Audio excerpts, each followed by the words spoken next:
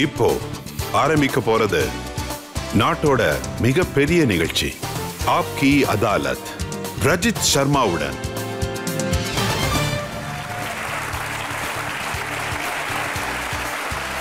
வணக்கம். ஆப்கி அதாலத்துக்கு உங்களை வரவேற்கிறேன்.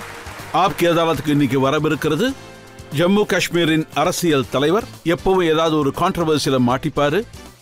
அவர் எப்படிப்பட்ட தலைவர்னா, ஒரு காலத்துல மிலிட்டண்டா இருந்தாரு, இன்னைக்கு காந்தியோட வழியை பின்பற்றுவதாக சொல்லி இருக்காரு. Please welcome Jammu Kashmir liberation ஃப்ரண்டோட சேர்மன் யாசின் மலிக்.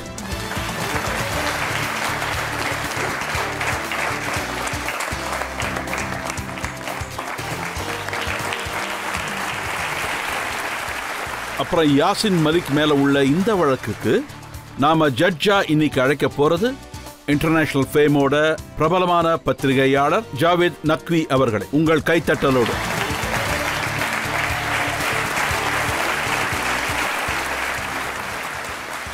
ஆப்கி அதாலத்தில் இன்னைக்கு வழக்கு ஆரம்பிக்கிறதுக்கு முன்னாடி இன்றைய ஜட்ஜ் ஜாவேத் நக்வி அவர்களுடைய அனுமதியை கேட்டுக்கொள்கிறோம். வழக்கு விசாரணை ஆரம்பிங்க. வழக்க ஆரம்பிக்கலாம். ஆப்கி அதாலத்தில் யாசின் மலிக் மீது முதல் குற்றச்சாட்டு. ஆப்கி அதாலத்தில் JKLF சேர்மன் யாசின் மலிக் மீது உள்ள குற்றச்சாட்டு, இவர் அமைதியின் எதிரி. யாசின் சார், நரேந்திர மோடி அவர்கள் பிரைம் மினிஸ்டர் ஆனப்ப அவர் நவாஸ் ஷெரீஃபை இந்தியாவுக்கு கூப்பிட்டாரு. அப்புறம் அவரோட வழியில அவர் ஒரு பீஸ் ப்ராசஸ ஆரம்பிச்சாரு. நீங்க நரேந்திர மோடி அவர்கள் ஸ்டார்ட் பண்ண பீஸ் ப்ராசஸ ஸ்பாயில் பண்ணிட்டீங்க.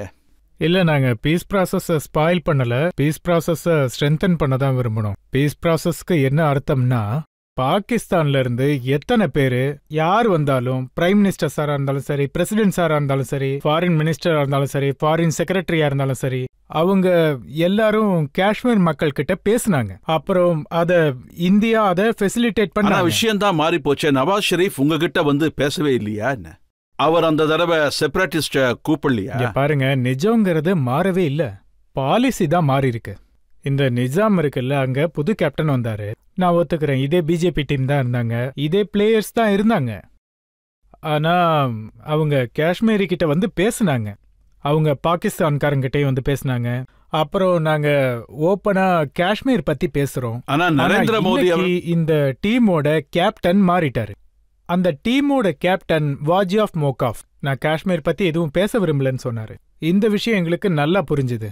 அப்புறம் நாங்க எங்களோட வழிமுறைய ரொம்ப நல்லா ஸ்ட்ராங் ஆக்கணும். அப்புறம் பேச்சுவார்த்தைக்கு பிரைம் மினிஸ்டர் அப்படி ஒன்னும் சொல்லலையே, யாருக்கிட்டையும் காஷ்மீரை பத்தி பேச வேண்டான்னு. பிரைம் மினிஸ்டர் என்ன சொன்னார்னா, காஷ்மீர்ல இருந்து பாகிஸ்தான் கிட்ட பேசலாம், ஆனா இதுல உங்கள மாதிரியான செப்பரேட்டிஸ்டுக்கு எந்த ரோலும் இல்ல. இங்க பாருங்க, அதே தான் நானும் சொல்றேன். இத இப்படி கூட சொல்லலாம். இதுக்கு முன்னாடி 7 பிரைம் மினிஸ்டர்ஸ் இருந்தாங்க. அவங்க தப்பான பிரசிடென்ட்டை ரெடி பண்ணாங்க, அவங்க தப்பான முடிவு எடுத்தாங்க. நரேந்திர மோடி அவர்கள் இத சொல்ல தயாரா இருக்காரா? எனக்கு முன்னாடி வந்த 7 பிரைம் மினிஸ்டர்ஸ் கடந்த 26 வருஷத்துல வந்தவங்க, அவங்க எடுக்கிற முடிவெல்லாம் தப்பு, நாங்க எடுக்கிற முடிவு தான் சரின்னு சொன்னாங்க. நரேந்திர மோடி சார் பாகிஸ்தான் கிட்ட என்ன சொன்னாருன்னா, நீங்க ஒரு பக்கம் யாசின் மலிக் கிட்ட பேசுறீங்க, இன்னொரு பக்கம் எங்க கிட்ட பேசுறீங்க, இனி இது ஒர்க் அவுட் ஆகாது, டைம் மாறிடுச்சுன்னு.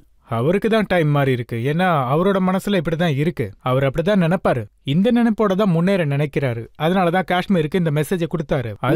சரிப்படுதா? பலுச்சிஸ்தான்ல செப்பரேட்டிஸ்ட பத்தி யாரு பேசுறாங்களோ, பலுச்சிஸ்தான்ல உள்ள தீவிரவாதிங்க கூட இந்தியன் ஹை கமிஷனர் பாகிஸ்தான்ல உட்கார்ந்து பேசுறது மட்டும் சரியா? இங்க பாருங்க, நான் ஒரு முக்கியமான விஷயம் சொல்ல வரேன். இந்தியாவுல நிறைய ஸ்டேட்ஸ் இருக்கு, ஒவ்வொரு ஸ்டேட்டும் ஒவ்வொரு மாதிரி இருக்கு. அதை பத்தி நாங்க எந்த விமர்சனமும் பண்ணதில்லை. அதே மாதிரி பாகிஸ்தான்லயும் ஸ்டேட்ஸ் இருக்கு.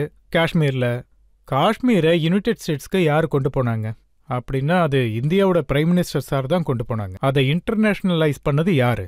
யுனைடெட் நேஷனல்ஸோட ஆஃபீஸ், அதாவது ஸ்ரீநகர், அது அந்த காஷ்மீர்ல இருக்கு. அதை யார் எடுத்துட்டு வந்தாங்க? இந்தியா எடுத்துட்டு வந்தாங்க. இந்தியா இதை இன்டர்நேஷனல் கம்யூனிட்டிக்குள்ள கொண்டு போயிருக்கு. அப்ப பாத்தீங்கன்னா பண்டிட் ஜவஹர்லால் நேரு இருந்தாரு. அப்புறம் அவங்க ரெசல்யூஷன் பாஸ் பண்ணாங்க. சார், இப்ப ஜவஹர்லால் நேரு பிரைம் மினிஸ்டர் இல்ல, நரேந்திர மோடி தான் இருக்காரு.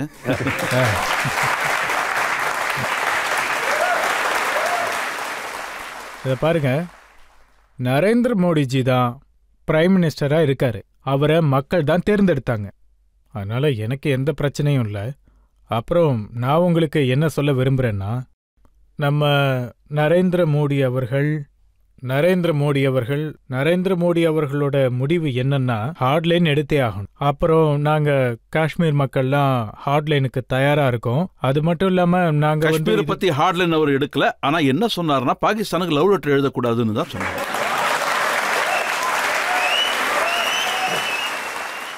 பாருங்க, 2003 நான் ஜாயிண்ட் லவ் லெட்டர் எழுதுறேன். பாகிஸ்தானோட ஹெட் ஆஃப் த ஸ்டேட்ஸ், அப்புறம் அடல் பிஹாரி வாஜ்பாய்.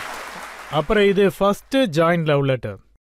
அதுக்கப்புறம் அடல் பிஹாரி வாஜ்பாய் அவர்கள் ஒரு ஆர்டிக்கல் எழுதினாரு.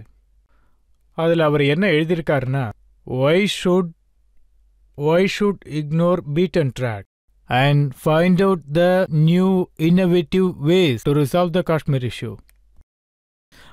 அவரும் இதே விஷயத்தை தான் சொன்னாரு. இங்க ஒரு தடவை ஜவஹர்லால் நேருவை பத்தி பேசுறீங்க, இன்னொரு தடவை வாஜ்பாய்ஜியை பத்தி பேசுறீங்க. ஆனா இப்ப ரொம்ப ஸ்ட்ராங்கா நரேந்திர மோடி அவர் தான் பிரைம் மினிஸ்டரா இருக்காரு. இதைத்தான் சொல்ல வரேன், நானும் இதைத்தான் சொல்ல வரேன். அது இன்னைக்கு இங்க நெஹ்ருவும் இல்ல, அடல் பிஹாரி வாஜ்பாயும் இல்ல. அப்புறம் இன்னைக்கு இங்க நரேந்திர மோடிஜி தான் இருக்காரு. நரேந்திர மோடிஜி என்ன நினைக்கிறாருன்னா, ஒரு ஹார்ட்லைன் எடுக்கணும்னு நினைக்கிறாரு. காஷ்மீர்ல உள்ள பிரச்சனையை தீர்க்க முடியும்னு நினைக்கிறாரு. உலகத்துல உள்ள எல்லாருக்குமே தெரியும், மிலிட்ரி பவரை யூஸ் பண்ணி இதுவரைக்கும் எந்த இயக்கத்தையுமே அழிக்க முடியல. அப்புறம் இனிமே கூட அழிக்கவே முடியாது. அதனால இது எங்களுக்கும் கூட ஒரு பரீட்சைன்னு சொல்லலாம். அப்புறம் மோடிஜி இங்க வந்தாருன்னா இன்ஷா அல்லாஹ் நாங்களும் இதை எதிர்பார்க்கிறோம், நாங்களும் வெற்றி அடைவோம். அவரு பாகிஸ்தான் கவர்மெண்ட் சொல்லிட்டாரு, அல்கா வாலிங்க கூட வாக், இந்தியன் கவர்மெண்ட் கூட டாக். இது முடியாதுன்னு. எங்க கிட்ட பேசுங்க, இல்ல யாசின் மாலிக் கிட்ட பேசுங்க. பாருங்க, நரேந்திர மோடி சாருக்கு நானும் ஒரு மெசேஜ் கொடுக்கணும்னு விரும்புறேன். நாங்களும் அவரை விரும்புறோம். ஒருவேளை அவர் எங்க மேல கொடுமை பண்ணணும்னு நினைச்சா தாராளமா பண்ணலாம். ஆனா இதுக்கு நான் என்ன, इधर आ सितमगर तू हुनर आजमा, मैं तुम तीर आजमाओ, मैं जिगर आजमाओ.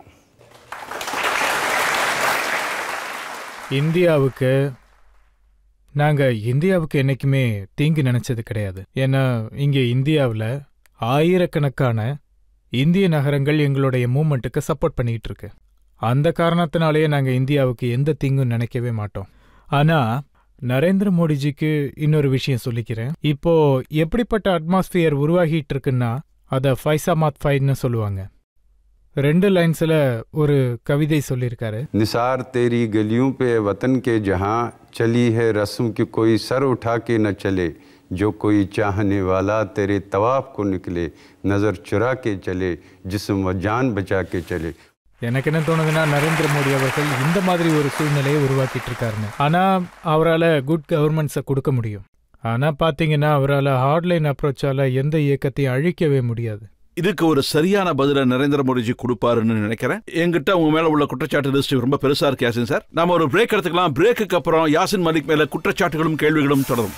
Yasin sir, Pakistan high commission உங்களை கூப்பிட்டாங்களா? அவங்க கூப்பிட்டதும் நீங்க போயிட்டீங்க. யாசின் சார், நீங்க இந்தியாவில் இருக்கீங்க, இங்க உப்பை சாப்பிட்டுட்டு இங்கதான் ரோட்டி சாப்பிடுறீங்க, இங்க இருக்கிற காத்த சுவாசிக்கிறீங்க, தண்ணியை குடிக்கிறீங்க. ஆனா பேசுறதுக்கு அடிக்கடி பாகிஸ்தானுக்கு ஓடி போயிடுறீங்க.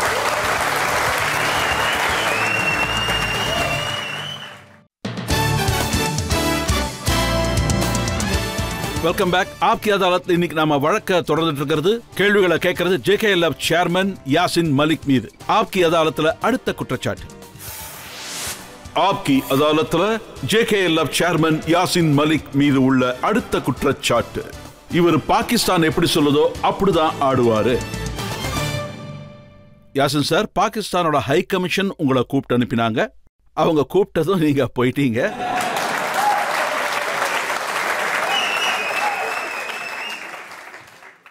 என்ன இந்திய பிரதம மந்திரி கூட கூப்பிட்டாரு, அதனால தான் நான் வந்தேன், வேற ஒன்றும் இல்லை. என்ன அடல் பிஹாரி வாஜ்பாய் கூட அந்த ரம்ஜான் சீஸ்ஃபயருக்கு அப்புறம் ஆர்கே மிஸ்ராஜி கூட அவரோட இன்டர்லொக்கேட்டட் உருவாக்குனாரு. ஸோ யுனைடெட் கேட்டர்ஷிப் இருந்துச்சு. அவர் எங்கள் கூட பேசினார். அவர்கிட்ட ஒரு டீம் கூட இருந்துச்சு. ஸோ நாங்கள் எல்லாருமே காஷ்மீரி யுனைடெட் லீடர்ஷிப் கூட வந்தாங்க. ஸோ நான் பேசிக்கலி காஷ்மீரி மக்களுக்கு அந்த கிரெடிட்டை கொடுத்துருவேன். எப்பெல்லாம் மசாக்ராத் நாங்கள் இந்த பீஸ் ப்ராசஸ் பிரச்சனையை தீர்க்கணும்னு சொன்னாங்களோ அப்பெல்லாம் காஷ்மீர் மக்கள் என்ன யாசின் சொல்லுவாங்க? சார், நீங்க இந்தியாவில் இருக்கீங்க, இங்கத்த உப்பை சாப்பிட்டுட்டு இங்கதான் ரோட்டி சாப்பிடுறீங்க, இங்க இருக்கிற காத்த சுவாசிக்கிறீங்க, தண்ணியை குடிக்கிறீங்க, ஆனா பேசுறதுக்கு அடிக்கடி பாகிஸ்தானுக்கு ஓடி போயிடுறீங்க.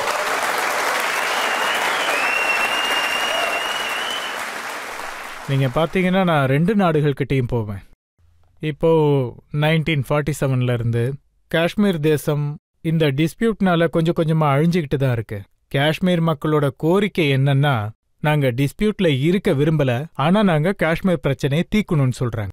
அதனால நாங்க அடிக்கடி பாகிஸ்தான், அப்புறம் இந்தியாவோட பல்வேறு நகரங்கள்ல நான் ஒரு வாஹித் காஷ்மீரி லீடர். அது மட்டும் இல்லாம ஆர்எஸ்எஸ்க்கு காஷ்மீரி லீடர் ஒருத்தர் கிடைக்க மாட்டாங்க. நான் ஆர்எஸ்எஸ் கூட 5 மணி நேரம் தொடர்ந்து மீட்டிங் பண்ணேன் 2010 வருஷத்துல. யாசின் சார், நீங்க நாங்க அவங்க கிட்டயும் வந்தோம், ஏன்னா அவங்க காஷ்மீர் பிரச்சனையை தீர்ப்பாங்கிறதுக்காக. ஆனா நீங்க எந்த பாகிஸ்தான் பின் லேடனுக்கு சப்போர்ட் பண்ணுதோ அவங்க கூட தான் பேசுறீங்க. இங்க பாருங்க ரஜித் சார், இந்தியா இவங்க கூப்பிடும்போது நாங்க வந்ததுனால உங்களுக்கு எந்த அப்ஜெக்ஷனும் இல்ல. இதே அவங்க கூப்பிடும்போது நீங்க ஃப்ரீ வேணும்னு கேக்குறீங்க.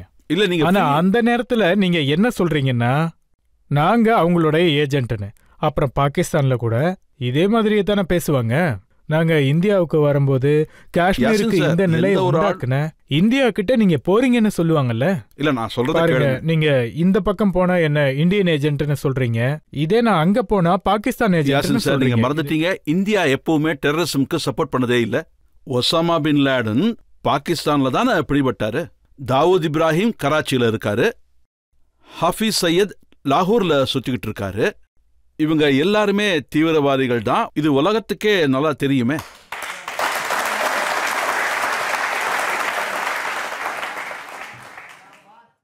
பாருங்க, இந்த விஷயம் இந்தியா அப்புறம் பாகிஸ்தானோட மற்ற விஷயங்களோட ரிலேட்டடா இருக்கு. ஒருவேளை இந்தியாவுக்கு இதுதான் ரொம்ப முக்கியம்னா, அப்புறம் இந்தியா எதுக்காக பாகிஸ்தான் கூட பேச போகணும்? இல்லனா இந்தியன் ரெப்ரசன்டேட்டிவா இருந்தா அவங்க இந்த விஷயத்த பத்தி ஏன் பேசல? ஆஃபீஸ் சயீத் லாகூர்ல ரொம்ப தைரியமா வெளியில சுத்திட்டு இருக்காரு. ஒசாமா பின் லேடன் பாகிஸ்தான்ல பிடிபட்டாரு. தாவூத் இப்ராஹிம் அவர்கள் கராச்சியில அவரு உட்கார்ந்துருக்காரு. ஆனா இத பத்தி யாருமே பேசல. இல்ல, நான் உங்ககிட்ட கேக்குறது என்ன, இல்ல நானும் தான்.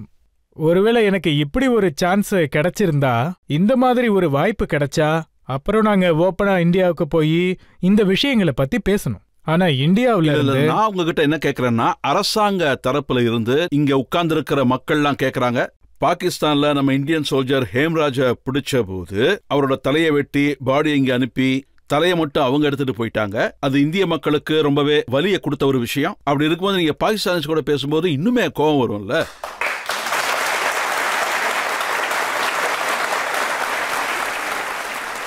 இத பாருங்க, உங்களுக்கு இந்த விஷயத்தால வலி ஏற்படுதுன்னு சொன்னா, அப்புறம் எதுக்கு நீங்க பாகிஸ்தான் கூட பேச்சுவார்த்தை நடத்துறீங்க? பாகிஸ்தான் பிரைம் மினிஸ்டரை இங்க நீங்க கூப்பிட்டு பேசுறீங்க. பாகிஸ்தான் பிரைம் மினிஸ்டர் இதெல்லாம் நிறுத்த சொல்லிதான் நாங்க இங்க கூப்பிட்டோம்.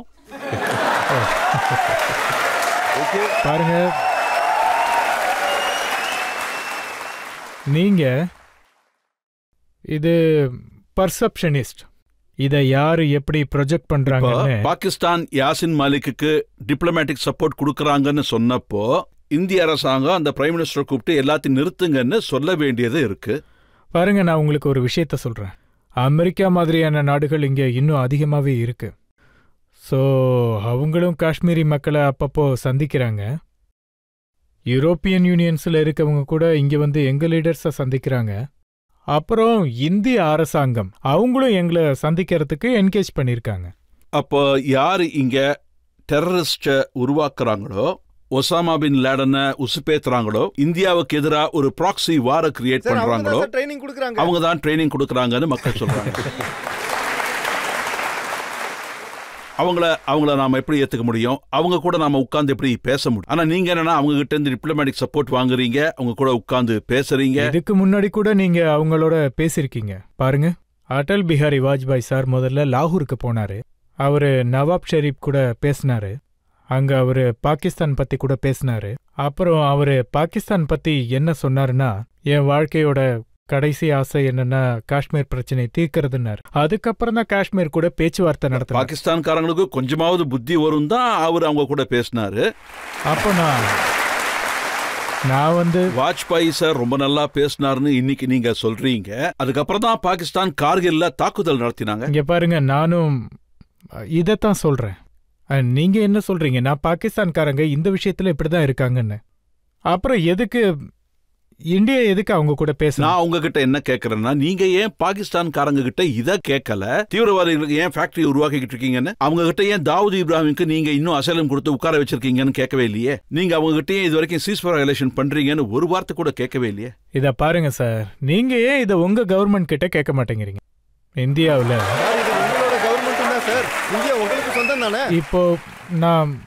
இப்போ மக்கள் உங்களை கரெக்ட் பண்ணிக்க சொல்றாங்க. இது உங்களுடைய கவர்மெண்ட்டும் கூட. இத பாருங்க, இது உங்களுக்கும் கான்ஸ்டிடியூஷன் தானே. பாருங்க இது ஒவ்வொருத்தருக்கும் அவங்களுக்குன்னு ஒரு பர்செப்ஷன் இருக்கும். எனக்கும் ஒரு பர்செப்ஷன் இருக்கு. எல்லாத்துக்கும் உரிமை இருக்குது இதை பேசலாம் இதை பேசக்கூடாதுன்னு சொல்றதுக்கு. ஆனா நான் ஒரு கேள்வி கேட்கிறேன். நாங்க காஷ்மீர்ல துப்பாக்கி மூமெண்ட்டை ஸ்டார்ட் பண்ணப்போ அது சட்டவிரோதமானதுங்கிறத நான் ஒத்துக்கிறேன். நான் என்ன சொல்றேன்னா, இந்த நாட்டில தான் காந்தி பிறந்திருக்காரு. அவர் இந்த உலகத்துல உள்ள எல்லாருக்கும் ஒரு விஷயம் சொல்லியிருக்காரு. ஒருவேளை பிரச்சனைன்னு ஒரு விஷயம் வந்தா அது எல்லாத்தையும் பேசி தீர்த்துக்கணுன்னு இருக்காரு. ஆனா விஷயம் என்னன்னா, இந்த காந்தியோட நாட்டுல when I tried to find out in the land of Gandhi, in the soul of Gandhi, I could not find in anywhere. அப்ப நாங்க துப்பாக்கிங்களை எடுக்க வேண்டியதாயிடுச்சு. அதுக்கப்புறமா காஷ்மீர்ல துப்பாக்கிகளுக்கு எதிர்ப்பு வந்துச்சு. நான் அரெஸ்ட் ஆயிட்டேன். அந்த டைம்ல இந்தியாவுக்கு, அமெரிக்காவுக்கு, பர்த்தானியாவுக்கு, யூரோப்பியன் யூனியன், நான் இங்க ஜெயில இருந்தேன். ஆல் இண்டியா மெடிக்கல் அவங்களும் இங்க என்கிட்ட பேச வந்தாங்க. இந்துஸ்தானி சிவில் சொசைட்டியை கூட்டிட்டு வந்தாங்க. அப்பதான் நாங்க இதை பெர்மனண்டா வெட்டணும்னு முடிவுக்கு வந்தோம். அப்ப இருந்து இது வரைக்கும். அது மட்டும் இல்லாம எங்களோட 5-6 தோழர்களையும் கொண்டுட்டாங்க.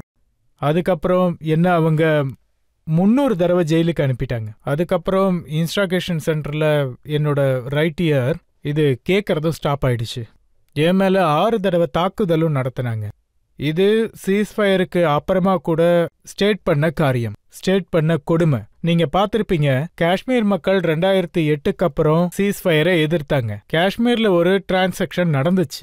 அப்புறம் வயலண்ட் மூமெண்ட்டும், நான் வயலண்ட் டெமோக்ராட்டிக் மூமெண்ட். அதுக்கப்புறம் என்ன நடந்துச்சுன்னா, 72 பணங்கள் விழுந்துச்சு. 2009ல 45 பணங்கள் விழுந்துச்சு. 2010ல இன்கிலாப்ல 128 பணங்கள் விழுந்துச்சு. இந்த இயக்கத்துக்கு எதிராக மிலிட்ரி பவரை யூஸ் பண்ணாங்க. சோ நீங்க யாரு எல்லாத்தையும் விட்டுட்டாங்களோ அவங்கள நீங்க கொன்னுடுறீங்க. அப்ப நீங்க அவங்கள திரும்பவும் துப்பாக்கி எடுக்க கட்டாயப்படுத்துறீங்க. யாசின் சார், உங்களுக்கு இங்க பாடி தெரியுது, பிணங்கள் தெரியுது. ஆனா பாகிஸ்தான் பண்ற எதுவுமே உங்க கண்ணுக்கு தெரியலையா? அவங்க இங்க அஜ்மல் கசாபை நல்லா தயார் பண்ணி அனுப்புறாங்க. எதுவும் தெரியாத அப்பாவி இந்தியர்களை அவங்க வந்து கொன்னுட்டு போய்கிட்டு இருக்காங்க. ஆனா அதுக்கு எதிராக நீங்க எந்த குரலும் எழுப்பல. பாருங்க, பாம்பேல என்ன நடந்துச்சோ அப்ப பாத்தீங்கன்னா நான் ஜெயில இருந்தேன். But it's on record. நான் மட்டும் இல்ல, காஷ்மீர்ல எத்தனை அமைப்புகள்ல இணைஞ்சிருக்கிற லீடர்ஸ், அது பெரியவங்களோ சின்னவங்களோ, பாம்பே தாக்குதல் நடந்தப்ப எல்லாரும் அத கண்டிச்சாங்க. அப்புறம் எல்லாரும் என்ன சொன்னாங்க, எல்லாம் முடிஞ்சு போயிடுமா? இல்ல, எல்லாரும் அத புரோட்டல் கில்லிங் தான் சொன்னாங்க. இதுக்கு மேல என்ன வேணும்? இப்போ விஷயம் என்னன்னா, ஒரு விபத்து நடந்துச்சு. அதுல மக்கள் கொல்லப்பட்டாங்க. அதுல பாருங்க, இங்க உள்ள மக்களோட ரியாக்ஷன் பாருங்க. அவங்க இத விபத்தா நினைக்கல, இந்தியா மேல தாக்குதலா தான் நினைக்கிறாங்க. அது ஒரு புரோட்டல் கில்லிங் நடந்திருக்கு. அப்புறம் நீங்க அந்த நேரத்துல வந்த பத்திரிகைகளை பாருங்க. நான் என்ன பத்தி மட்டும் பேசல, காஷ்மீர்ல இருக்கிற என்னென்ன அமைப்புகள் இருக்கோ அந்த லீடர்ஸ் எல்லாருமே, சின்னவங்களும் பெரியவங்களும், ஒவ்வொருத்தருமே மும்பையோட அந்த சம்பவத்துக்காக எதிர்ப்பு தெரிவிச்சாங்க. அதுதான் உண்மை. எந்த நாடு இப்படிப்பட்ட புரூட்டல் கில்லிங்ஸ் எல்லாம் பண்றாங்களோ, அவங்க எந்த நாடு இந்த மாதிரி அப்பாவி மக்களை கொன்னுகிட்டு இருக்காங்களோ, அந்த தீவிரவாதிகளை இங்க அனுப்புறவங்க கூட நீங்க உட்கார்ந்து பேசிக்கிட்டு இருக்கீங்க. அவங்க காஷ்மீர் பிரச்சனை தீர்க்க முடியுமா? இங்க பாருங்க, நான் சொல்ல வர்றது இதான். இந்தியாவோட பேசிக்கான ஒரு விஷயம் என்ன, அதாவது கன்ஃபியூஷன் என்ன, ஒருவேளை உங்க இஷ்யூ இதுதான்னா நீங்க எங்க கிட்ட வந்து இதுதான் இஷ்யூன்னு சொன்னதே கிடையாது. உங்ககிட்ட என்ன கேக்குறேன்னா இத நீங்க நான் வந்து ஒத்துக்கிறீங்களா? உங்ககிட்ட நான் என்ன சொல்ல வரேன்னா பாகிஸ்தான் கூட இந்தியா பேச்சுவார்த்தை நடத்த கிளம்பி அவங்க என்ன சொல்றாங்கன்னா காஷ்மீரோட ஃப்ரீக் பாகிஸ்தான்னு சொன்னா நாங்க காஷ்மீர் பத்தி பாகிஸ்தான் கிட்ட பேசுவோம். அதான் அவங்க கூட என்ன இதனால பேசுறீங்க பத்தி நான் பேசல. எந்த பாகிஸ்தான் இந்தியாக்குள்ள தீவிரவாதிகளை அனுப்புறாங்களோ அவங்க கூட நீங்க பேசுறீங்கன்னு தான் நான் சொல்றேன். இந்தியாவோட அப்பாவி மக்களை கொல்றவங்கள நீங்க நம்புறீங்க? நம்பிக்கைன்ற வார்த்தை எதுவுமே இல்ல. விஷயம் என்னன்னா உங்களோட நாட்டோட பர்செப்ஷன் என்ன? நாட்டோட பர்செப்ஷன் இதுதான். பாகிஸ்தான் கூட பேசணும்.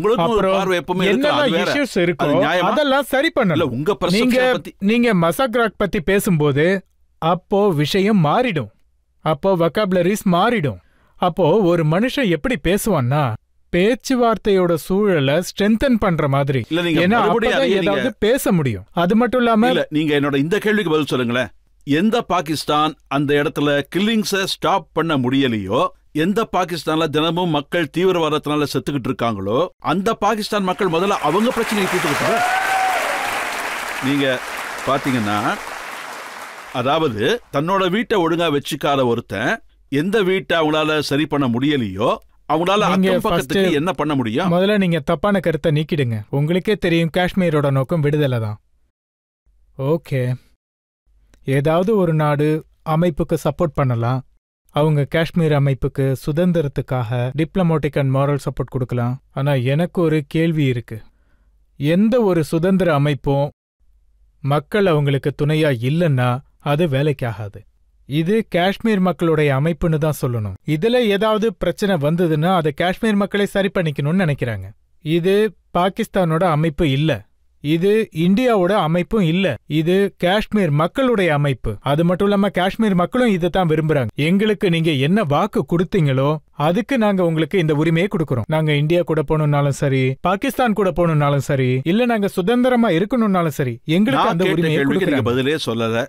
உங்களுக்கு என்ன தோணுது? பாகிஸ்தான் அவங்க நாட்டையே சமாளிக்க முடியல, அவங்க உங்களுக்கு காஷ்மீர் பிரச்சனையை தீர்த்து வைக்க உதவி செய்ய முடியும்? பாருங்க, பாகிஸ்தான் ஒரு சர்வரின் கண்ட்ரி. அவங்களோட நோக்கம் என்ன? அது என்னவா இருந்தாலும் அதுல தலையிடுறதுக்கு எனக்கு எந்த உரிமையும் இல்ல. அதுதான் உண்மையும் கூட. நான் இங்க இந்தியாவுல ஏதோ ஒரு ஸ்டேட்டோட பிரச்சனையை பத்தி பேசினா இல்ல வேற ஏதாவது ஒரு விஷயத்தை பத்தி பேசினா, ஏன்னா எனக்கு எந்த உரிமையும் இல்ல. இந்தியாவோட விஷயங்களையும் என்னால தலையிட முடியாது, அப்புறம் பாகிஸ்தான் விஷயங்களையும் தலையிட முடியாது. நான் வெறும் காஷ்மீருக்கு சம்பந்தப்பட்டவன். நான் விரும்புறது இது மட்டும்தான். என்னுடைய அமைப்பு காஷ்மீரோட சுதந்திரத்தை விரும்புது. காஷ்மீர் டிஸ்பியூட்ல இருந்து இந்த பிரச்சனையை தீர்க்கணும்னு விரும்புது. நான் உங்களுக்கு ஒரு விஷயத்த சொல்றேன். நான் பாகிஸ்தான் போயிருந்தப்ப அங்க இருந்த பத்திரிகையாளர் என்கிட்ட ஒரு கேள்வி கேட்டாரு. ஆயிரக்கணக்கான மக்கள் இருந்தாங்க. அவரு என்ன சொன்னார்னா, பாகிஸ்தான்ல எத்தனையோ மக்கள் என்ன நினைக்கிறாங்கன்னா காஷ்மீர் இல்லனா பாகிஸ்தான் முழுமையடையாது. உங்க கருத்து என்னன்னு.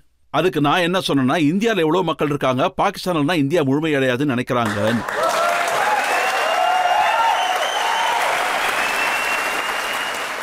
இப்போ உங்க கருத்து என்ன? இங்க பாருங்க, இந்தியா என்ன சொல்லுதுன்னா அது என்னோட அங்கம்னு, அது என்னோட கிரீடம்னு. பாகிஸ்தான் என்ன சொல்லுதுன்னா அது என்னோட பெருமைன்னு சொல்லுது. என்னோட விருப்பம் என்னன்னா இந்த முடிவை காஷ்மீரையே எடுக்க விடுங்க. இது அவங்களோட விருப்பம். இது இந்தியாவோட கிரீடமா இல்ல பாகிஸ்தானோட பெருமையா? இது காஷ்மீர்காரங்க தன்னை சுதந்திரமா வச்சுக்கணும்னு நினைக்கிறாங்க. ஆனா இந்தியா என்ன சொல்லுதுன்னா கிளியரா காஷ்மீர் இந்தியாவோடது, இதுல டிபேட்டுக்கு சாய்ஸே கிடையாதுன்னு. பாருங்க, இதுக்கு முன்னாடி நீங்க தான் உலகத்துல இன்டர்நேஷனல் கமிட்டில கூட சொன்னாங்க, ஆமா நாங்க காஷ்மீர் மக்களுக்கு. நீங்க அந்த பழைய விஷயங்களாம் மறந்துடுங்க யாசின் சார். இப்ப இது புது கவர்மெண்ட், புது யுகம். பாருங்க, ஒருவேளை நீங்க என்கிட்ட இப்படி சொல்ல விரும்புனீங்கன்னா, இங்க மோடிஜியோட அரசாங்கம் இருக்கு, இதுல பேசுறதுக்கு கூட உரிமை இருக்காது. அப்ப நான் முன்னாடியே சொன்னேன் நான் பேசுவேன்னு. ஆனா நான் இதை ஒத்துக்கிறேன். உங்களோட இங்க உள்ள அரசாங்கம் ரொம்பவே தெளிவா சொல்லிடுச்சு, அவங்க அப்ரோச் ரொம்ப ஹார்டா இருக்கும்னு. அப்போ நாங்களும் ஹார்ட் அப்ரோச்சுக்கு தயாரா தான் இருக்கோம். பாருங்க, இப்போ ஒரு விஷயம் வந்துடுச்சு. நீங்க மக்கள் முன்னாடி இப்ப பேசிக்கிட்டு இருக்கீங்க. நீங்க உங்களுக்கு தோன்றத சொல்றீங்க, அவங்களும் கேட்டுக்கிட்டு இருக்காங்க. இந்தியா பூரா கேட்டுக்கிட்டு இருக்கு. அவங்க நீங்க சொன்னதை பத்தி யோசிப்பாங்க. இப்ப இங்க இருக்கிற மக்கள் உங்ககிட்ட என்ன கேள்வி கேட்கறாங்கன்னு பாப்போம். இங்க நிறைய பேர் நிறைய கேள்விகள் இருக்கு. சொல்லுங்க, தேர்ட் ரோ. சார், நீங்க காஷ்மீரை பாகிஸ்தானுக்கு கொடுக்கணும்னு ஃபுல்லா சப்போர்ட் பண்ணிட்டு இருக்கீங்க. எனக்கு ஒரு விஷயத்த சொல்லுங்க, உங்களுக்கு இந்தியா எந்த அளவுக்கு ஃபெசிலிட்டிய ப்ரொவைட் பண்ணிட்டு இருக்கோ? ஏன்னா நான் ஜம்மு காஷ்மீரை சேர்ந்தவன். அப்புறம் ஒருவேளை அங்க ஜாப் வேகன்சிஸ் வருதுன்னா முதல்ல காஷ்மீரி முஸ்லிம்ஸ், காஷ்மீரி பண்டிட்களுக்கு தான் முதலிடம் கொடுக்கறாங்க. அப்புறம் எங்க கவர்மெண்ட் இன்ஸ்டிடியூஷனுக்கு போனாலும் அங்க பாத்தீங்கன்னா மோஸ்ட்லி 50 to 60% காஷ்மீரிஸ் தான் இருப்பாங்க. இவ்வளோ உங்களுக்கு பாகிஸ்தான்ல கிடைக்கும்னு நீங்க நினைக்கிறீங்களா? ஏன்னா நீங்க பாகிஸ்தானுக்கு சப்போர்ட் பண்ணிட்டு இருக்கீங்க. நான் பதில் சொல்லவா? இங்க பாருங்க தங்கச்சி, நீங்க படிச்சவங்க, குறைஞ்சது ஒருவேளை நீங்க எங்களுடைய அறிக்கைகள் ஒருவேளை அதை நீங்க பார்த்துருந்தீங்கன்னா, அது ஒரு ஏனோ தானோன்னு சொல்றது கிடையாது. நாங்க இண்டிபெண்டன்ட் காஷ்மீரை விரும்புறோம். ஆனா அது பாகிஸ்தான் கூட சேர்ந்து கிடையாது. ஆனா நீங்க நான் சொல்றத கேளுங்க, நான் சொல்றத முழுசா கேளுங்க. சொல்லுங்க சார். எங்களோடது political believe. கூடவே நாங்க என்ன சொல்றோம்னா, இப்ப நீங்க சொல்றது ரெண்டாவது விஷயம், இது காஷ்மீரி மக்களுடைய உரிமை. ஒருவேளை அவங்க இந்தியா பக்கம் போக விரும்பினாங்கன்னா தாராளமா அவங்க போகலாம். பாகிஸ்தானுக்கு போக விரும்பினாங்கன்னா அதுவும் தாராளமா போகலாம். ஆனா இதே காஷ்மீரிஸ் சுதந்திரமா இருக்கணும்னு விரும்பினாங்கன்னா அதுக்கு இந்தியாவும் பாகிஸ்தானும் அந்த உரிமையை கொடுத்தாகணும், தாராளமா முடிவெடுக்கிறதுக்கு. இதுதான் எங்களுடைய அறிக்கை. ஆனா யாசின் சார், நீங்க சொல்றதை வச்சு பார்த்தா ஏதோ பேச்சுக்கு வெளியில பேசுற மாதிரி இருக்கானா, உங்க மனசு பாகிஸ்தான் பக்கம் தான் இருக்கு.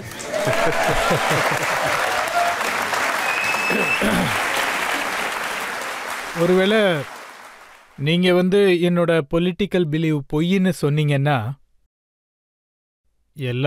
எல்லா பார்ட்டிஸுக்கும் ஒரு பொலிட்டிக்கல் பிலீவ் இருக்கும். அந்த மாதிரி இன்னைக்கு நரேந்திர மோடிஜியோட அரசாங்கம் வந்திருக்கு.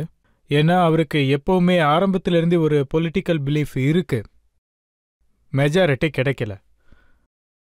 ஆனா நீங்க பாத்தீங்கல்ல, அவருக்கு மெஜாரிட்டி கிடைச்சதும் அவரு வெளியில வந்துட்டாரு. இப்ப அவரு பேசிட்டு இருக்கிறாருன்னா அது அவரோட பொலிட்டிக்கல் பிலீவ். இன்னைக்கு அவரு அதே மாதிரி தான் கடுமையா பேசுறாரு. சொல்லுவாரு, நோ மெர்சி, எங்களுக்கு வெறும் அந்த அவரு பாகிஸ்தானை பத்தி கடுமையா பேசுறதுல உங்களுக்கு என்ன நஷ்டம்? இல்ல, கஷ்டம் எதுவும் இல்ல. அவரு பாகிஸ்தானுக்கு எதிராக கடுமையான பேச்சு எதுவும் சொல்லல. இதே மாதிரி எங்களுக்கும் ஒரு பொலிட்டிக்கல் பிலீவ் இருக்கு. அதை நாங்க இந்தியா முழுக்க, உலகம் முழுக்க பரப்பிக்கிட்டு இருக்கோம். யாரோட பொலிட்டிக்கல் பிலீஃபும் பொய்யாக முடியாது. அது எங்களோட பொலிட்டிக் பிலீஃப் இதுதான், எங்களுக்கு சுதந்திரம் வேணும். சார், என்னோட கேள்வி என்னன்னா, நீங்க பாகிஸ்தான் கிட்ட ஹெல்ப் கேட்பீங்க, ஒரு முறை என்னடானா அமெரிக்கா கிட்ட கேட்கறீங்க, ஒரு முறை என்னடானா சைனா கிட்ட கேட்பீங்க. ஆனா ஏன் சார் இந்தியா கிட்ட மட்டும் பேச மாட்டீங்க? அவர் கேட்ட கேள்வி என்னன்னா, பாகிஸ்தான் ஒரு தடவை அமெரிக்கா கிட்ட ஹெல்ப் கேட்கும், இன்னொரு தடவை சைனா கிட்ட பிச்சை எடுக்கும். அப்படி இருக்கும்போது உங்களுக்கு என்ன ஹெல்ப் கிடைக்கும்? Super sir. நான் இதுக்கு முன்னாடி இந்த விஷயத்த உங்ககிட்ட சொன்னேன், இப்பவும் அந்த விஷயத்த சொல்றேன்.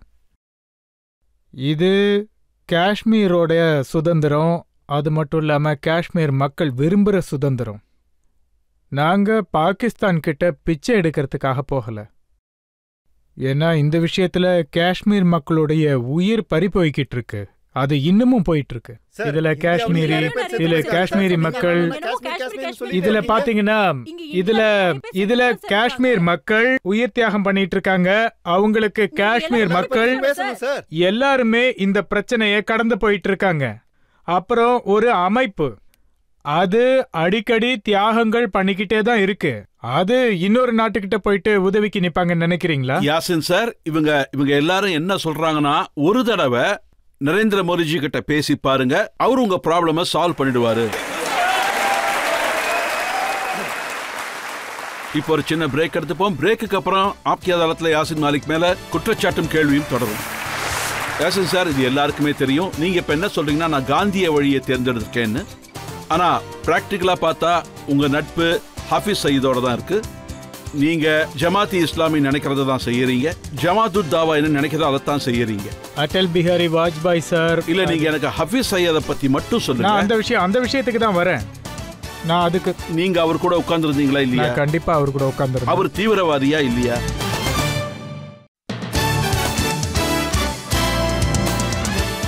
Welcome back. ஆப்கி அதாலத்ல இன்னைக்கு நம்முடைய விருந்தாளி ஜேகேஎல்எஃப் சேர்மன் யாசின் மாலிக். ஆப்கி அதாலத்ல அடுத்த குற்றச்சாட்டு. ஆப்கி அதாலத்ல ஜேகேஎல்எஃப் சேர்மன் யாசின் மாலிக் மேல உள்ள அடுத்த குற்றச்சாட்டு. அவர் சொல்றது ஒண்ணு, ஆனா செய்யறது ஒண்ணு.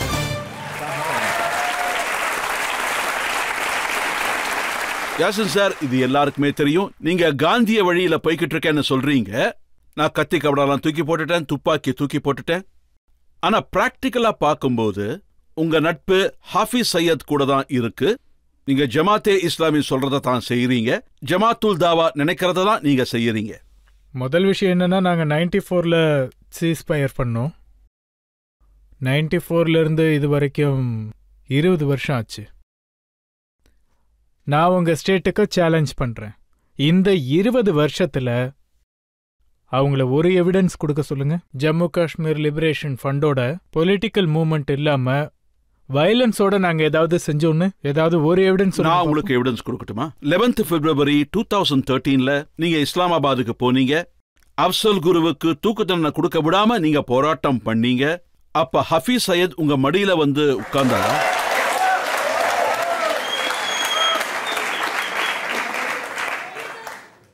போட்டோஸ் இருக்கு. நான் தேவைன்னா உங்க 2 பேர் போட்டோஸையும் காட்டுறேன். இதுக்கு நான் பதில் சொல்றேன். இதுக்கு பதில் சொல்றேன். இங்க பாருங்க, யாசின் மாலிக் அப்புறம் ஹஃபீஸ் சையத். ஏதோ பல வருஷம் பிரிஞ்சு ஒன்னா சந்திக்கிற அண்ணன் தம்பி மாதிரி இல்ல இருக்கு.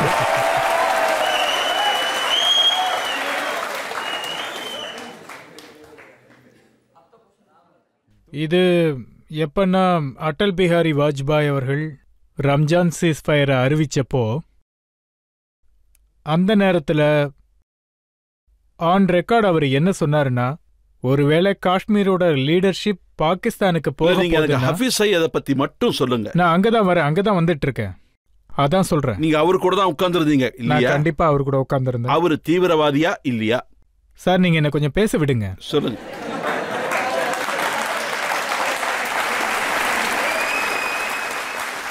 அந்த நேரத்துல வாஜ்பாய் என்ன ஆன் ரெக்கார்ட் சொன்னாருன்னா, ஒருவேளை காஷ்மீர் லீடர்ஷிப் பாகிஸ்தானுக்கு போகணும்னா பாகிஸ்தான் லீடர்ஸ் கூட அப்புறம் மிலிட்டன்ஸ் லீடர்ஸ் கூட பேசியே ஆகணும்னு. ஏன்னா ஒரு ஜென்யூன் பீஸ்ஃபுல் அட்மாஸ்பியரை கிரியேட் பண்ணுறதுக்கு. அதுக்கப்புறம் வாஜ்பாய் கவர்மெண்ட் கலைஞ்சது. ஒரு புது பிரைம் மினிஸ்டர் மன்மோகன் சிங் வந்தார்.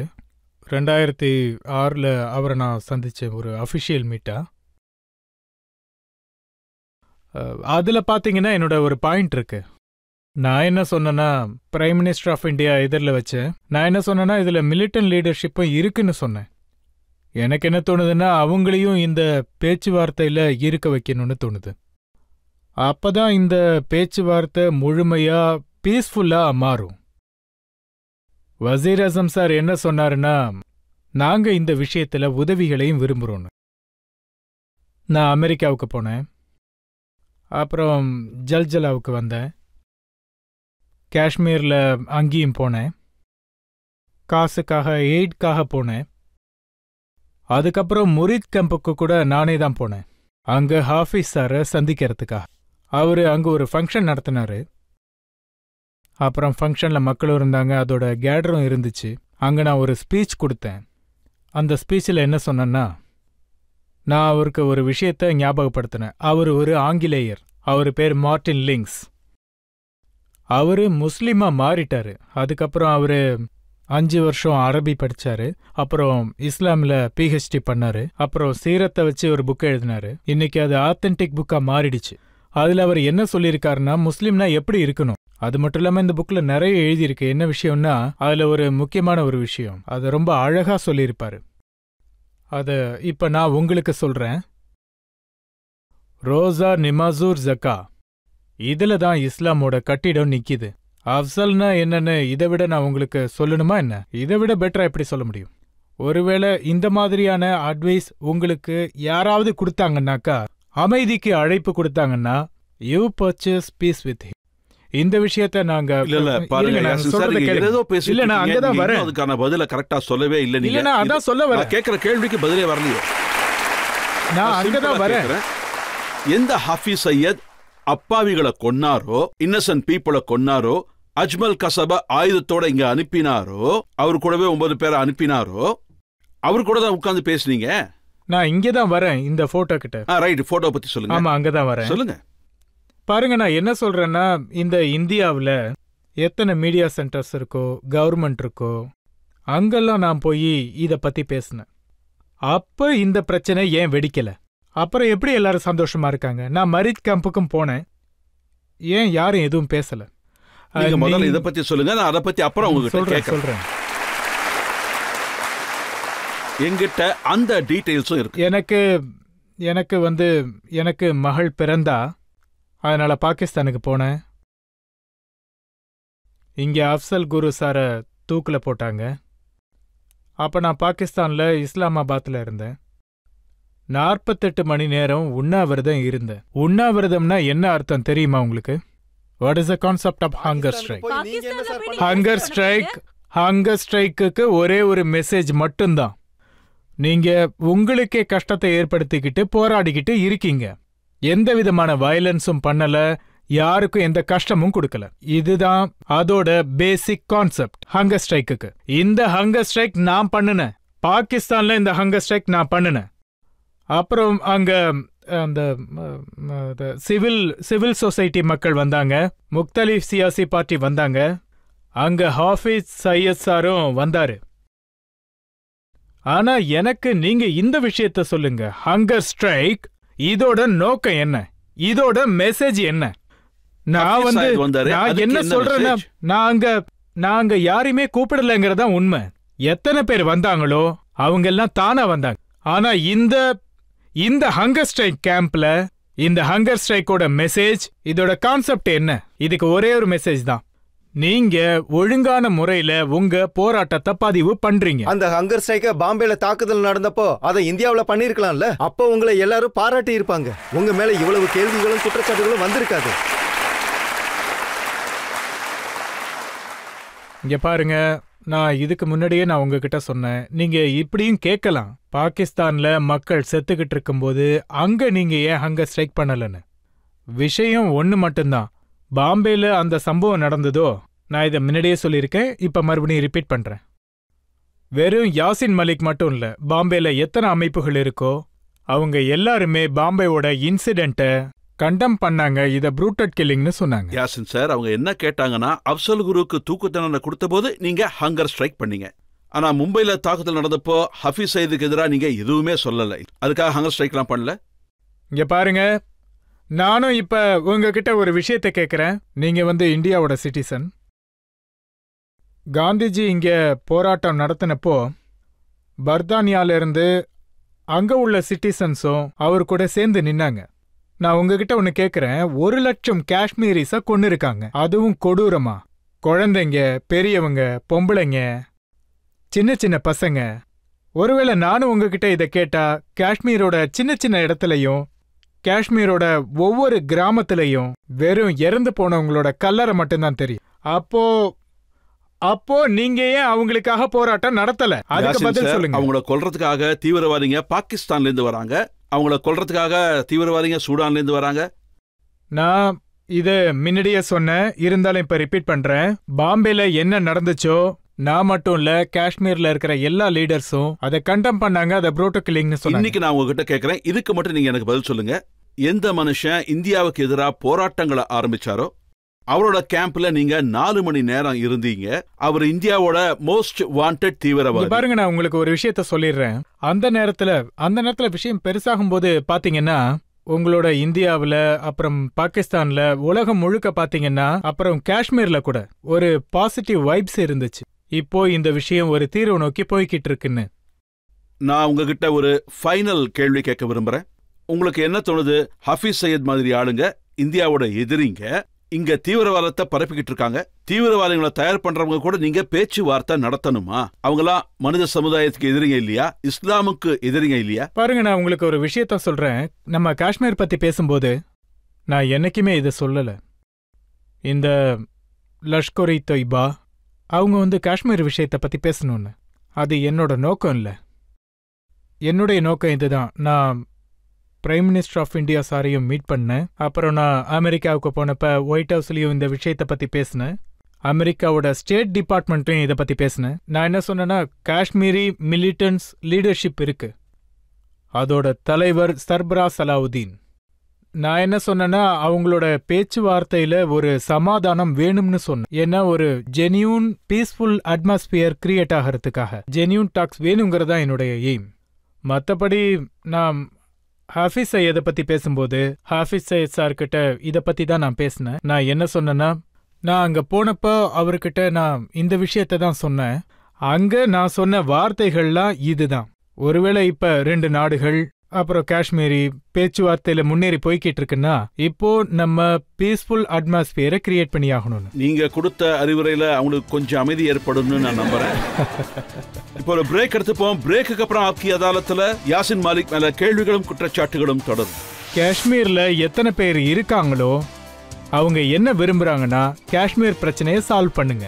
நாங்க காஷ்மீரோட டிஸ்பியூட்ல இருக்க விரும்பல, அவங்களுக்கு காஷ்மீர் பிரச்சனையை முடிக்கணும். ஒருவேளை காஷ்மீர் மக்கள் உங்க பேச்ச கேட்கறாங்கன்னா உங்கள் மேல எவ்வளவு நம்பிக்கை இருக்கணும். அப்ப ஏன் நீங்க தேர்தலில் போட்டிட்டு ஜெயிச்சு வரக்கூடாது?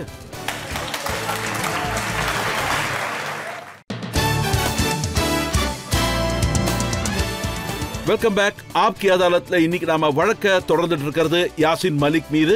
ஆப்கி அதாலத்ல அடுத்த குற்றச்சாட்டு. ஆப்கி அதாலத்ல ஜேகேஎல்எஃப் சேர்மன் யாசின் மலிக் மீது உள்ள அடுத்த குற்றச்சாட்டு, இவருக்கு டெமோக்ரஸி மேல நம்பிக்கை இல்லை. யாசின் சார், எனக்கு ஒரு மெசேஜ் கிடைச்சிருக்கு. இந்தியாவில் உள்ள காஷ்மீரி பண்டித் அவர் என்ன சொல்லிருக்காருன்னா, பால்வடி முகம், கருணையான கண்கள் யாசின் மலிக்கு. ஆனா அதுக்கு பின்னாடி ஒரு பயங்கரமான முகம் இருக்கு. அவர் என்ன சொல்லியிருக்காருன்னா, அங்க இருந்து காஷ்மீர் பண்டிட்ஸ வெளியேற்றினப்போ அதுல உங்க பங்கும் இருக்குன்னு. இங்க பாருங்க, அதுல என்னோட பங்கும் இருந்தா அப்ப இதுக்காக எக்ஸ்க்ளூசிவ்லி ஒரு கோர்ட்ல வந்து நிறுத்துங்க. நான் அங்க வந்து கை கட்டி நிக்கிறதுக்கு தயாரா இருக்கேன். அங்க இருக்கிற காஷ்மீர் பண்டிட் எல்லாருமே சகோதர சகோதரிகள் வரட்டும். என் மேல சுமத்தின இந்த குற்றச்சாட்டு, அதாவது ஒருத்தர் மேல பழிய சுமத்தும் போது இந்த விஷயத்தை பத்தின ஒரு ஆர்குமெண்ட் பண்றதுக்கு யாராவது இருந்தாகணும் இல்லையா? அவங்க அதுக்கான நிறைய ஆதாரங்களை கொடுத்திருக்காங்க. அவங்க என்ன சொல்லியிருக்காங்கன்னா, பிட்டா கராட்டேன்ற பேர்ல ஒருத்தர் இருந்தாரு. நீங்க சொன்னதுனால அவரு 40 காஷ்மீரி பண்டிட்ஸ கொன்னுட்டாரு. எனக்கு ஒரு விஷயம் சொல்லுங்க. 19th ஜனவரி 1990ல அப்போ எங்க காஷ்மீர் பண்டிட் வயசானவங்க சகோதர சகோதரிகள் எல்லாம் கிளம்புனாங்க. எனக்கு இந்த விஷயத்த சொல்லுங்க. 19th ஜனவரி 1990ல, ஏன்னா அவங்க என் மேல பழிய சுமத்திக்கிட்டு இருக்காங்க. நான் நிறைய பேரை கொன்னேன்னு சொல்றாங்க.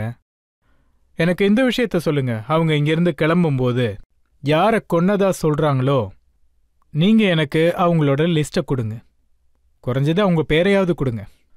ஒருவேளை 100கணக்கான மக்கள் கொல்லப்பட்டிருக்காங்கன்னு சொன்னா எனக்கு அந்த 100கணக்கான மக்களோட பேரெல்லாம் உங்க மேல போட்ட கேஸ்ல கொடுக்கப்பட்ட. இல்ல அது இல்ல.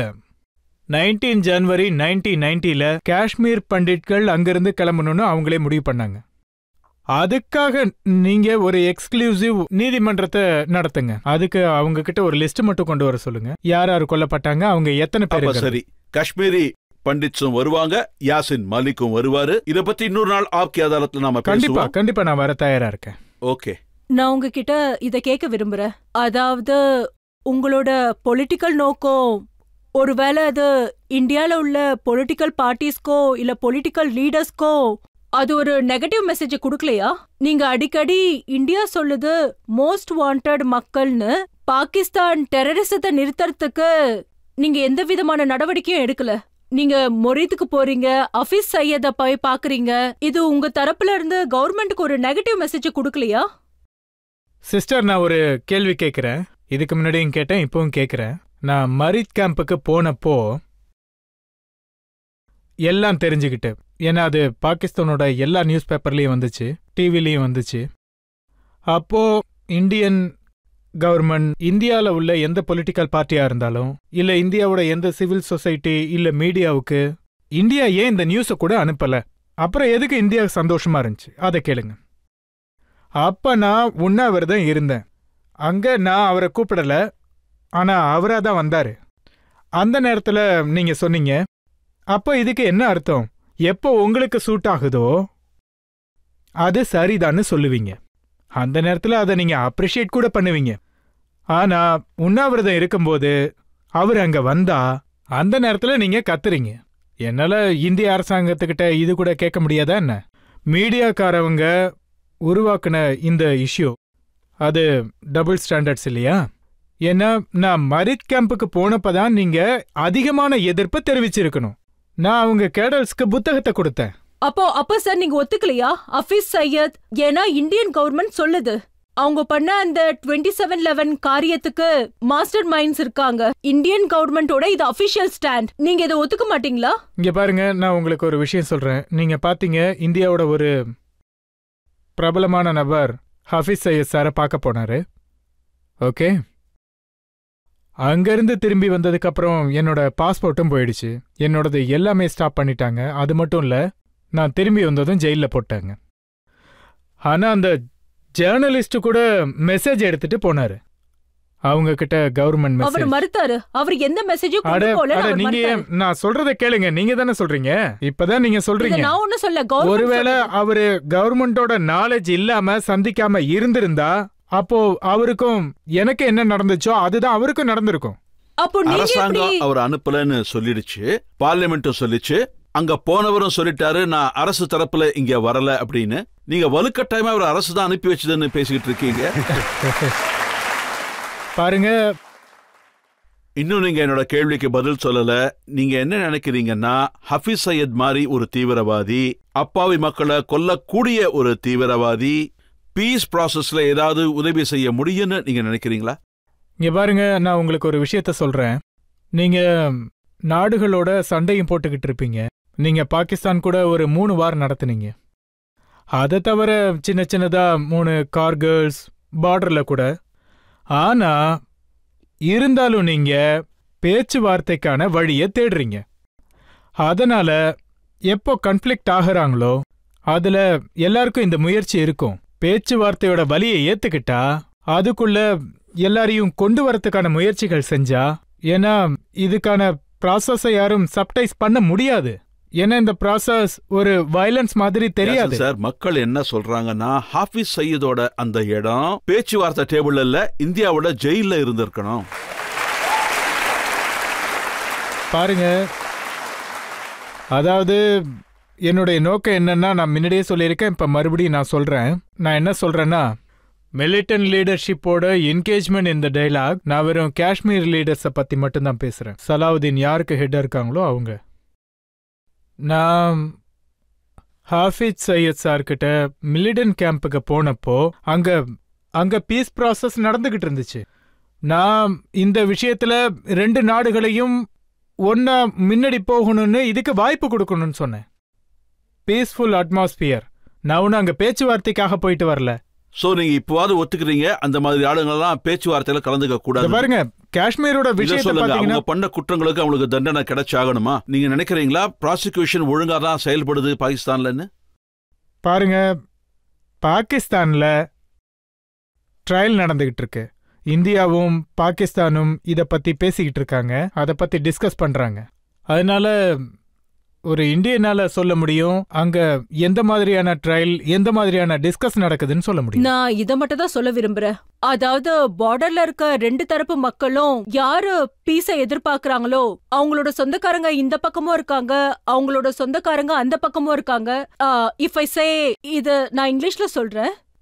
I want to know why more people don't take note of the fact that we are looking at the someone who used to have access to very violent way of life, and this person made the turnaround and is talking about peace, is quoting from Faiz Ahmad Faiz, believes in Mahatma Gandhi. Why are more people willing to listen to him? That's my question. உங்க question ஆனது, அதாவது மக்களுடைய question.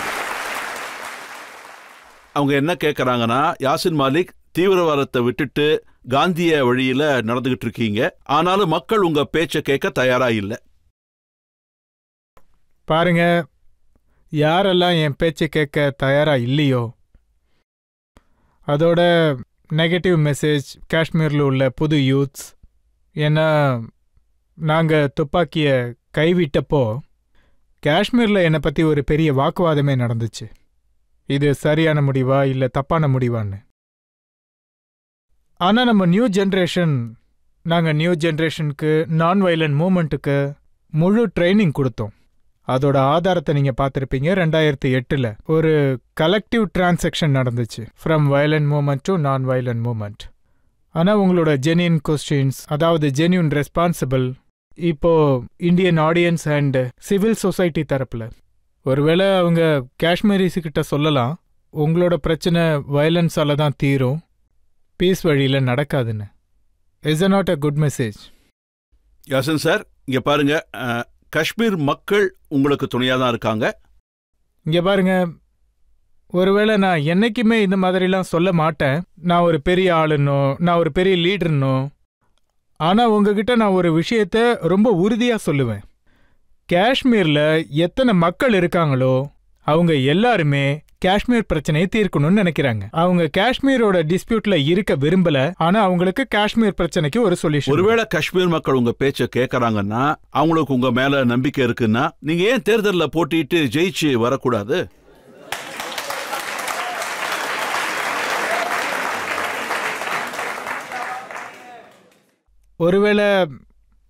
ஒருவேளை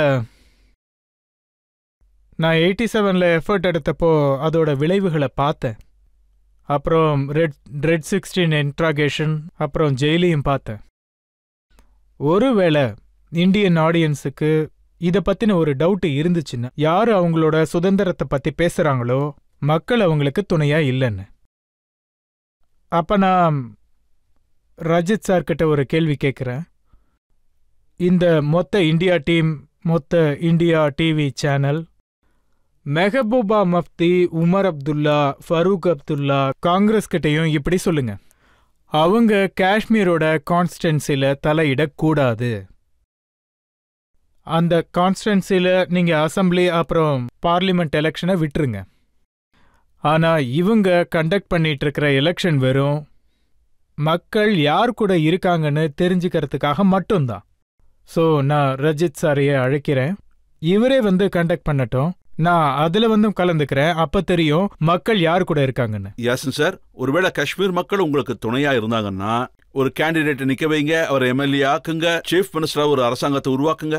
பாருங்க, 1947 இருந்து இந்தியாவில் இது வரைக்கும், அப்புறம் காஷ்மீர்ல எவ்வளவு எலெக்ஷன் நடந்துச்சு. அப்புறம் இந்தியாவோட மிகப்பெரிய காந்தியன் லீடர் ஜெயபிரகாஷ் நாராயணன் அவர்கள் 1962 இந்தியன் டைம்ஸ்ல ஒரு ஆர்டிக்கல் எழுதினாரு. அவர் அதில் என்ன எழுதினாருன்னா, my own countryman may accuse my patriotic credential, but I would like to tell my countryman. காஷ்மீர்ல எந்த எலெக்ஷன் நடந்துகிட்டு இருக்கோ இந்த எலெக்ஷன்ஸ் எல்லாமே நிச்சயமா செல்லாது. நாங்க காஷ்மீரி மக்களுக்கு வாக்கு கொடுத்துருக்கோம், நாங்க உங்களுக்கு முக்சப் பில் முடிவு பண்றதுக்காக நாங்க உங்களுக்கு சேனலை கொடுப்போன்னு. ஆனா நாங்க இதுவரைக்கும் காஷ்மீரிஸுக்கு கொடுக்கல. நான் காஷ்மீர் மக்களுக்காக இந்த வாக்கை எப்ப நிறைவேற்றுவேன்னு காத்துக்கிட்டு இருக்கேன். அதுதான் என்னோட ஆசை. ஆனா இப்ப காலம் மாறி போயிடுச்சு. நீங்க என்ன சொல்றீங்கன்னா, உமர் அப்துல்லாவோட பார்ட்டியானது மெஹபூபா முஃப்தி ரிக் பண்ணி எலெக்ஷனை ஜெயிச்சுட்டாங்க, காங்கிரஸும் ரிக் பண்ணி தான் எலெக்ஷன் ஜெயிச்சது. பாருங்க, நான் உங்ககிட்ட ஒரே ஒரு விஷயம் தான் சொன்னேன். இந்தியா டிவி இவங்க கிட்ட சொல்லும், எல்லாரும் சேர்ந்து எல்லாரும் ஒன்னா இருக்கணும், காஷ்மீர்ல ஒரு உறுதியான கான்ஸ்டன்சியை உருவாக்கணும், அங்க நீங்க ஒரு பிரைவேட் எலெக்ஷனை நடத்தணும், நாங்க அதுல நிக்கிறோம், அப்ப தெரியும் மக்கள் யாருக்கு சப்போர்ட் பண்றாங்க.